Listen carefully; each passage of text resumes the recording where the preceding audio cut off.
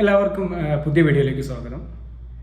ഞാനിപ്പോൾ വന്നിരിക്കുന്നത് നമ്മുടെ ഇലക്ഷനുമായി ബന്ധപ്പെട്ടൊരു കാര്യം സംസാരിക്കാൻ വേണ്ടിയിട്ടാണ്. കഴിഞ്ഞ ദിവസം ഒരു വീഡിയോ ചെയ്തിരുന്നു, അതിന് മോശമില്ലാത്തൊരു പ്രതികരണം കിട്ടിയിട്ടുണ്ട്. അപ്പോൾ അതുപോലെ തന്നെ ഒരു ഹോട്ട് ടോപ്പിക്കായിട്ട് നടന്നുകൊണ്ടിരിക്കുന്ന ഒരു കാര്യം സംസാരിക്കാൻ വേണ്ടിയിട്ടാണ്. ഇപ്പോൾ ഇന്നത്തെ നമുക്കറിയാം, ഞാൻ മുമ്പും പറഞ്ഞിട്ടുള്ളതാണ് പല വീഡിയോയിലും, കേരളത്തിലെ മാധ്യമങ്ങൾക്കും സോഷ്യൽ മീഡിയക്കും കൈകാര്യം ചെയ്യാൻ ഓരോ ദിവസങ്ങളിലും പുതിയ പുതിയ സബ്ജക്റ്റുകൾ ഇങ്ങനെ ലഭിച്ചുകൊണ്ടേയിരിക്കുന്നുണ്ട്. അത് ഒന്ന് കഴിഞ്ഞാൽ മറ്റൊന്ന്, അത് കഴിഞ്ഞാൽ മറ്റൊന്ന്, ആ രീതിയിൽ ഇങ്ങനെ ലഭിച്ചുകൊണ്ടിരിക്കുക. അപ്പോൾ ഇന്ന് നിലവിൽ മാധ്യമങ്ങളും സോഷ്യൽ മീഡിയയും കൈകാര്യം ചെയ്യുന്ന സബ്ജക്റ്റ് എന്ന് പറയുന്നത് നമ്മുടെ സന്ദീപ് വാര്യരുടെ കോൺഗ്രസ് പ്രവേശനത്തിനെ കുറിച്ചുള്ള കാര്യങ്ങളാണ്. അപ്പോൾ എന്നെ സംബന്ധിച്ചിടത്തോളം ഞാൻ ഈ ചാനലിൽ തന്നെ പലപ്പോഴും പറഞ്ഞിട്ടുള്ളതാണ്, ഞാനൊരു കടുത്ത കോൺഗ്രസ് അനുഭാവിയാണ്. അതുപോലെ എൻ്റെ രാഷ്ട്രീയ നിലപാടുകളൊക്കെ കോൺഗ്രസിന് അനുകൂലമായിട്ടുള്ള നിലപാടുകളാണ്. പക്ഷെ ഞാൻ വീഡിയോ ചെയ്യാൻ ശ്രമിക്കുന്ന സമയത്ത് കുറേ കൂടെ ന്യൂസുകൾ കണ്ട് അതിലുള്ള വിലയിരുത്തലുകൾക്ക് ഒരു പ്രാധാന്യം കൊടുക്കാൻ ശ്രമിക്കാറുണ്ട്. അപ്പോൾ ഇന്ന് ഈ രാഷ്ട്രീയ ചേരി അല്ലെങ്കിൽ ഒരു രാഷ്ട്രീയത്തിൽ വിശ്വസിക്കുന്ന ഒരാൾ മറ്റൊരു രാഷ്ട്രീയത്തിലേക്ക് മാറുന്നത് നമ്മുടെ ഇന്ത്യ മഹാരാജ്യത്ത് അത്ര വലിയൊരു സംഭവമല്ല. കാരണം കേരളത്തിന് പുറത്ത് ഇത് കാലങ്ങളായിട്ട് നടന്നുകൊണ്ടിരിക്കുന്നതാണ്. കോൺഗ്രസിൽ നിന്ന് ബി ജെ പിയിലേക്ക് നല്ല രീതിയിൽ ഒഴുക്കുണ്ടായിട്ടുണ്ട്. അതേപോലെ ബി ജെ പിയിൽ നിന്ന് കോൺഗ്രസിലേക്കും പല സമയങ്ങളിലും നേതാക്കന്മാർ ഒഴുക്കുണ്ടായിട്ടുണ്ട്. അതുപോലെ CPM നിന്ന് ബി ജെ പിയിലേക്ക്, മറ്റുള്ള പാർട്ടിയിൽ നിന്നൊക്കെ ബി ജെ പിയിലേക്ക് ഉണ്ടായിട്ടുണ്ട്. ഇതിനൊരു വക്താക്കൾ എന്ന് പറയുന്നത് ബി ജെ പിക്കാരാണ്. അതുകൊണ്ട് തന്നെ അവരോട് എനിക്ക് ഈ ഒരു കാര്യത്തിൽ സന്ദീപ് വാര്യരുടെ കോൺഗ്രസ് പ്രവേശനത്തിൽ എതിർത്ത് സംസാരിക്കുന്ന, അല്ലെങ്കിൽ കോൺഗ്രസിനെ കുറ്റപ്പെടുത്തി സംസാരിക്കുന്ന ബി ജെ പിക്കാരോട് എനിക്ക് സഹതാപം മാത്രമേ ഉള്ളൂ. കാരണം ഈ ഒരു സംഗതി ഇന്ത്യ മഹാരാജ്യത്ത് തുടക്കം കുറിച്ച പാർട്ടി എന്ന് പറയുന്നത് ബി ജെ പി ആണ്.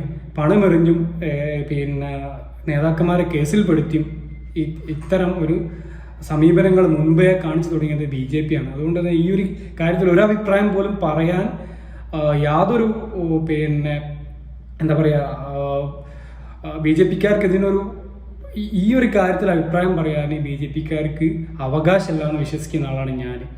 കാരണം അവർ ചെയ്യുന്നൊരു കാര്യം ഇപ്പുറത്ത് മറ്റൊരു പാർട്ടി ചെയ്യുന്നു, അത് അക്സെപ്റ്റ് ചെയ്തേ പറ്റൂ. പിന്നെ എനിക്ക് ഇതിൽ ഈ ഒരു കാര്യത്തിൽ ആകെ സാധാപം തോന്നുന്നത് CPM അണികളോടാണ്, CPM അണികളോടും നേതാക്കന്മാരോടും. കാരണം ഇവർ ഈ സന്ദീപ് വാര്യരുടെ പാർട്ടി മാറ്റത്തിൻ്റെ ആ ഒരു സമയത്ത് ഏകദേശം ഒരു 4-5 ദിവസങ്ങൾക്ക് മുമ്പാണ് ഇത് വലിയ ടോപ്പിക്കായിട്ട് വലിയൊരു ബ്രേക്കിംഗ് ന്യൂസ് ആയിട്ട് വന്നത്.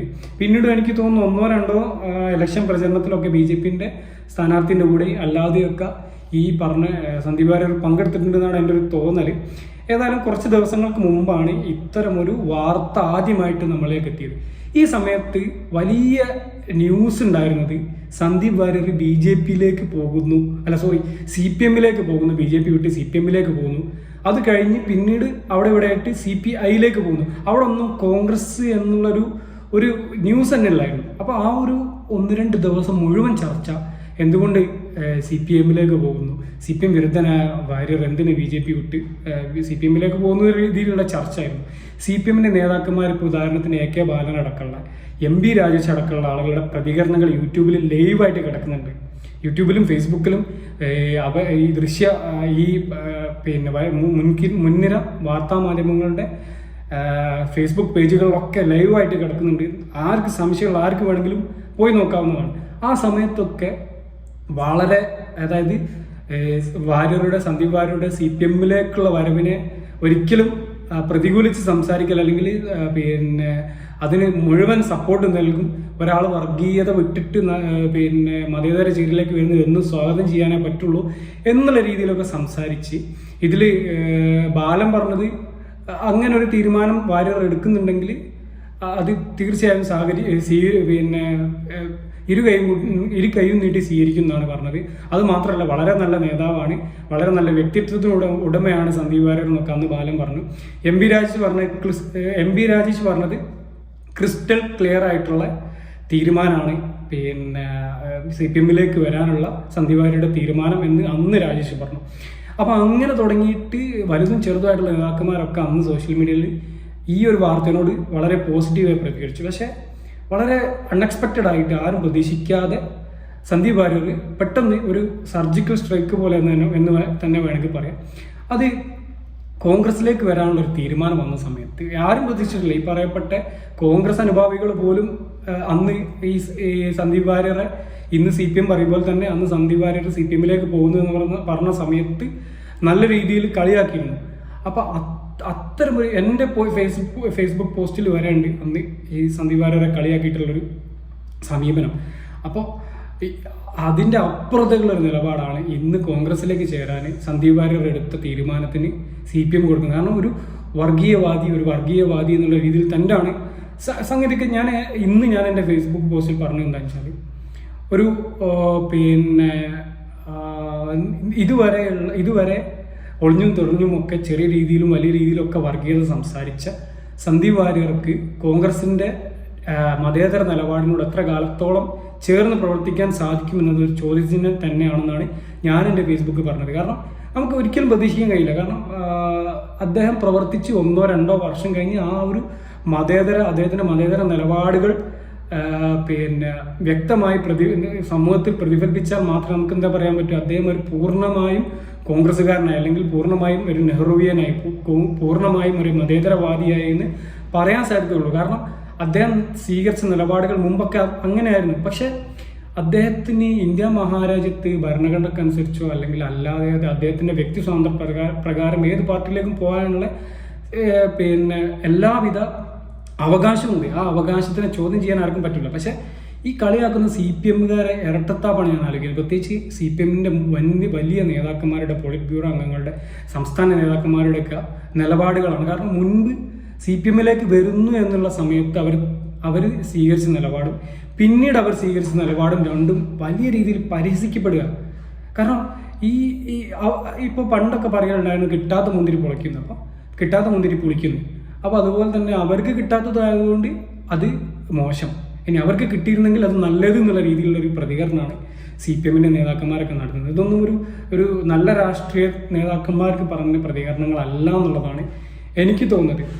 ഇപ്പം എന്നെ സംബന്ധിച്ചിടത്തോളം കോൺഗ്രസിന് ഈ സന്ദീപ് വാര്യർ വന്നതുകൊണ്ട് എന്തോ നേട്ടം ഉണ്ടാവില്ല എന്നുള്ളതും പറയാൻ ഞാനാളല്ല. കാരണം അദ്ദേഹത്തിന് ജനങ്ങളുടെ ഇടയിലുള്ള സ്വാധീനമോ കാര്യങ്ങളോ ഒന്നും എനിക്കറിയില്ല. പാലക്കാട് അദ്ദേഹം വർക്ക് ചെയ്യുന്ന അല്ലെങ്കിൽ അദ്ദേഹം ഇറങ്ങി പ്രവർത്തിക്കുന്ന ഏരിയകളിലുള്ള ആളുകളുടെ ഇടയിൽ അദ്ദേഹത്തിനുള്ള സ്വാധീനം എത്രത്തോളം ഉണ്ട്, എത്രത്തോളം BJPയിൽ നിന്നുള്ള വോട്ടുകൾ അദ്ദേഹത്തിന് ആകർഷിക്കാൻ കഴിയുമെന്നുള്ളതൊന്നും എനിക്ക് പറയാൻ അറിയാത്തതുകൊണ്ട് ഞാൻ അതിൽ ആധികാരികമായിട്ടും പറയാൻ ആഗ്രഹിക്കുന്നില്ല. പക്ഷെ ആസ് എ പേഴ്സൺ അല്ലെങ്കിൽ ഒരു രാഷ്ട്രീയക്കാരൻ എന്നുള്ള നിലയ്ക്ക് തികഞ്ഞ രാഷ്ട്രീയക്കാരനാണ് സന്ദീപ് വാര്യർ എന്നത്. അദ്ദേഹത്തിൻ്റെ വാർത്താ മാധ്യമങ്ങളിലുള്ള പ്രതികരണങ്ങളും അദ്ദേഹത്തിൻ്റെ ഡിബേറ്റുകളൊക്കെ ശ്രദ്ധിക്കുന്ന ആളുകൾക്ക് മനസ്സിലാവും.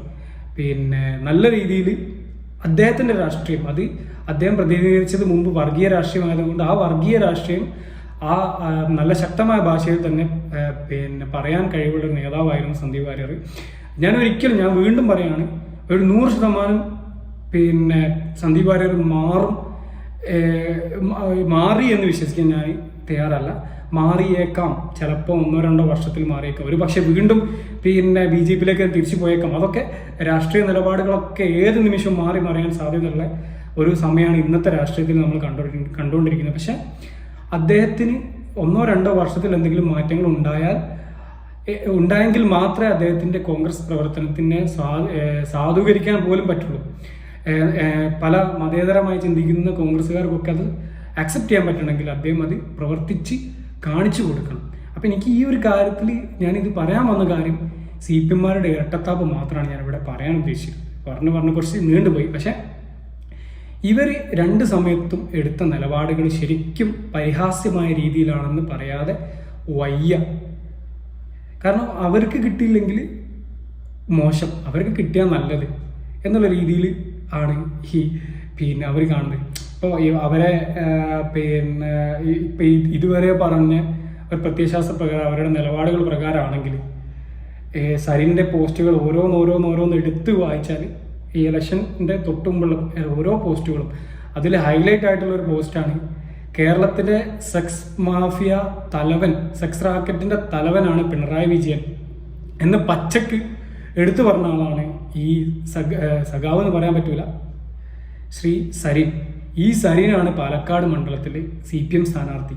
അപ്പോൾ എത്ര കണ്ട് CPMനെ എല്ലാ രീതിയിലും വളരെ മോശപ്പെട്ട രീതിയിൽ വരെ നമ്മളൊക്കെ മോശപ്പെട്ട രീതിയിൽ പിന്നെ പ്രതികരിക്കാറുണ്ട്, വിമർശിക്കാറുണ്ട്, പരിഹസിക്കാറുണ്ട്. പക്ഷെ ഞാനൊക്കെ എന്ന് പറഞ്ഞാൽ എൻ്റെ രാഷ്ട്രീയത്തിൽ നിന്ന് ഞാനൊരു അണുവിട പോലും അനങ്ങാൻ തയ്യാറല്ല. എനിക്ക് എന്തെങ്കിലും ഒരു പിന്നെ പ്രശ്നങ്ങൾ സംഭവിച്ചു കഴിഞ്ഞാൽ, അല്ലെങ്കിൽ എന്തെങ്കിലും ഒരു എൻ്റെ രാഷ്ട്രീയത്തിനോട് എന്തെങ്കിലും ഒരു പ്രതികൂല മനോഭാവം ഉണ്ടായിക്കഴിഞ്ഞാൽ ഞാൻ രാഷ്ട്രീയ പ്രവർത്തനത്തിൽ നിന്നും വിട്ടു നിൽക്കാനല്ലാണ്ട് പിന്നീട് ഒരു രാഷ്ട്രീയ ചേരി തേടി പോകുക, അതൊന്നും ഞാൻ ചെയ്യില്ല. അപ്പോൾ അത് ഞാൻ പറഞ്ഞു വരുന്നത്, അപ്പോൾ ആ സരിനെ ഉൾക്കൊണ്ട CPM ഇപ്പം കോൺഗ്രസിലേക്ക് സന്ദീപ് വാര്യർ പോയതിനെ എന്ത് ചെയ്യാൻ നോക്കുന്നത്, വർഗീയവൽക്കരിക്കാൻ നോക്കുന്നത്. പക്ഷെ അവർക്ക് ഈ സാധനം, അതായത് പിന്നെ സന്ദീപ് വാര്യർ വർഗീയവാദിയാണെന്നത് ഈ കോട്ട് ഉപയോഗിച്ച് ഒരിക്കലും വോട്ട് പിടിക്കാൻ കഴിയില്ല. കാരണം ഇവർ തന്നെയാണ് 4 ദിവസങ്ങൾക്ക് മുമ്പ് ഇതേ സന്ദീപ് വാര്യർ ക്രിസ്റ്റൽ ക്ലിയർ ആണെന്നും സംശുദ്ധ രാഷ്ട്രീയക്കാരനാണെന്നൊക്കെ പറഞ്ഞ് പൊക്കി പറഞ്ഞത്. അതുകൊണ്ട് തന്നെ അത്തരം സമീപനങ്ങളൊക്കെ നിങ്ങൾക്ക് തിരിച്ചടിക്കാനേ സാധ്യതയുള്ളൂ. അംഗീകരിക്കാൻ ശ്രമിക്കുക ഒരാളുടെ രാഷ്ട്രീയ പ്രവേശനത്തെ അംഗീകരിക്കാൻ ശ്രമിക്കുക. അവരുടെ മുന്നിലുള്ള രാഷ്ട്രീയ നിലപാടുകളോ ചായ്വുകളോ ഒന്നും ചർച്ച ചെയ്ത് വലിയ സംഭവമാക്കി ഈ കുത്തിക്കഴപ്പ് ഉണ്ടാക്കുക എന്ന് പറയാം, അത് കുത്തിത്തിരിപ്പ് ഉണ്ടാക്കുക എന്ന് പറയാം. കുത്തിത്തിരിപ്പ് ഉണ്ടാക്കാത്ത കാര്യങ്ങൾ അംഗീകരിച്ചിട്ട് മുന്നോട്ട് പോകാൻ ശ്രമിക്കാം. അദ്ദേഹത്തിൻ്റെ പ്രവർത്തനം കോൺഗ്രസിന് നേട്ടങ്ങളുണ്ടാവോ, ഇനിയിപ്പോൾ നഷ്ടങ്ങളുണ്ടാവുകയോ ചെയ്യട്ടെ, അത് കോൺഗ്രസിനെ അല്ലെങ്കിൽ ആ പാർട്ടിയെ ബാധിക്കുന്ന കാര്യമാണ്. അത് നിങ്ങൾ ബോധേഡാവേണ്ട കാര്യമില്ല എന്നാണ് എനിക്ക് പറയാനുള്ളത്. നിങ്ങൾക്ക് കിട്ടിയ ആളെ നിങ്ങൾ വിജയിപ്പിച്ചെടുക്കാൻ ശ്രമിക്കാം. അത് വിജയിക്കോ ഇല്ല എന്നുള്ളതൊക്കെ അതിൻ്റെ മറ്റൊരു സൈഡ്. അപ്പോൾ നിങ്ങൾ പിന്നെ കോൺഗ്രസ് നടത്തിക്കൊണ്ടുപോയ കോൺഗ്രസിൻ്റെ പിന്നെ മുൻപ് പിണറായി വിജയൻ അടക്കമുള്ള സഖാക്കന്മാരെ CPM നല്ല രീതിയിൽ തെറിയടക്കം പറഞ്ഞിട്ടുള്ള ഒരാളെ കൊണ്ട് സ്ഥാനാർത്ഥിയാക്കിയ നിങ്ങൾ അയാളെ വിജയിപ്പിച്ചെടുക്കാൻ ശ്രമിക്കാനുള്ളതാണ് ഇപ്പം ചെയ്യേണ്ട കാര്യം. അല്ലാതെ മറ്റൊരാളുടെ രാഷ്ട്രീയ പ്രവർത്തനത്തിന് മാർക്കിടാനോ അവരുടെ രാഷ്ട്രീയ പ്രവർത്തനത്തിന് വിലയിരുത്താനോ നിങ്ങളിപ്പം നിൽക്കണ്ട. അത് തിരിച്ചടിയാവാനേ സാധ്യതയുള്ളൂ എന്നുള്ളതാണ് എൻ്റെ പക്ഷം. അപ്പോൾ ഈ ഒരു ചെറിയ കാര്യം പറയാൻ വേണ്ടിയിട്ടാണ് വന്നത്. പറഞ്ഞു പോയപ്പോൾ ഒരുപാട് കാര്യങ്ങൾ പറഞ്ഞു. ഏതായാലും വീണ്ടും അടുത്ത വീഡിയോയുമായി കാണാൻ ശ്രമിക്കാം. Thank you for watching. Have A nice day.